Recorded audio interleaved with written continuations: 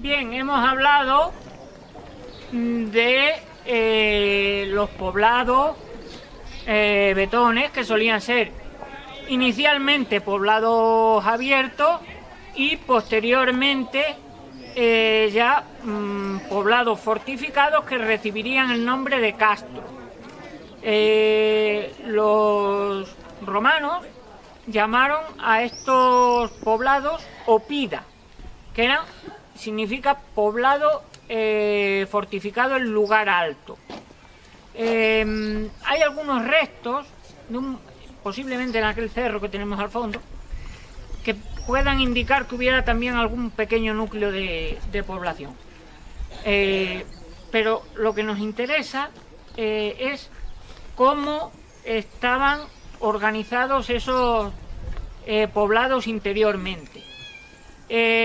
Inicialmente, las construcciones neolíticas y de los poblados abiertos eran circulares, como las actuales chozas que podemos ver en diversos puntos de la Sierra de Gredos.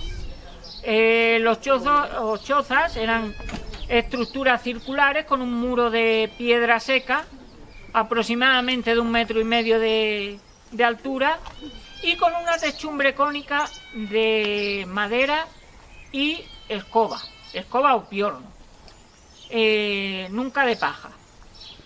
Posteriormente se van a construir ya casas rectangulares o cuadrangulares, enteramente de piedra, pero que, a diferencia de la que tenemos aquí a nuestras espaldas, eran de una sola planta y la cubierta.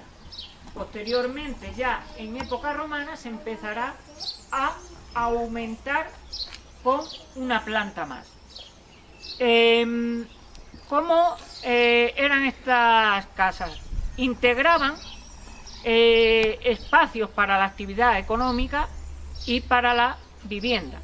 La habitación principal era la cocina, que se utilizaba también como dormitorio, con un gran fuego central y un banco corrido en la pared, donde se sentaban los betones para comer, y esto lo destacan todos los historiadores posteriores al hablar de los pueblos peninsulares, en orden decreciente por edad. Siempre comenzaban a comer los más mayores y a beber, y iban después cediendo el puesto a los siguientes. Se daba un gran respeto en las sociedades prerromanas a los ancianos. Posteriormente, las casas, se les van adosando habitaciones para utilizarlas como dormitorios complementarios y también como despensa, y una parte fundamental va a ser la cuadra para los pequeños animales y un vestíbulo que era el espacio dominado por las mujeres, que se dedicaban a moler, a actividades textiles. Los hombres mayores que ya no podían trabajar en el campo se dedicaban a curtir las pieles, o sea que era un espacio de convivencia para la familia, pero de trabajo. Siempre la puerta de entrada daba a este vestíbulo, desde el que se accedía a las distintas dependencias de la casa. Pero una norma o costumbre de los betones es que nunca jamás se disponía la puerta de entrada y la de la cocina en el mismo eje.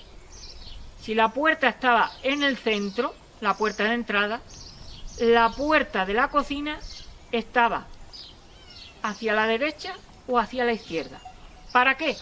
Para que nunca hubiese contacto visual desde la calle con la cocina, por considerarse que la cocina era el espacio íntimo donde vivía la familia. Dentro de un poblado betón, a diferencia de los poblados romanos que se establecían en torno a un eje de cruz con dos calles centrales, el Cardo y el de Cumano.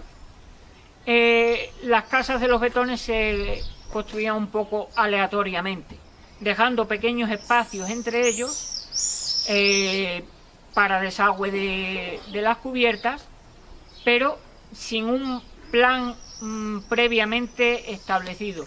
Sí que hay algunos poblados, como el Raso en Candeleda o Ulaca, que tienen un desarrollo urbanístico incipiente y trazan una calle central, pero no es claramente marcado la delimitación, lo que nos permite diferenciar claramente, viendo simplemente los restos que quedan, un poblado prerromano de un poblado ya romano. Llegamos al lugar central de esta ruta, de esta fiesta que celebramos en nuestro pueblo, la calle de Viriato. Se cuenta que esta calle y la que hay inmediatamente por debajo son las calles fundacionales del pueblo. De hecho, si nos fijamos en las casas, es donde se conservan las casas más antiguas.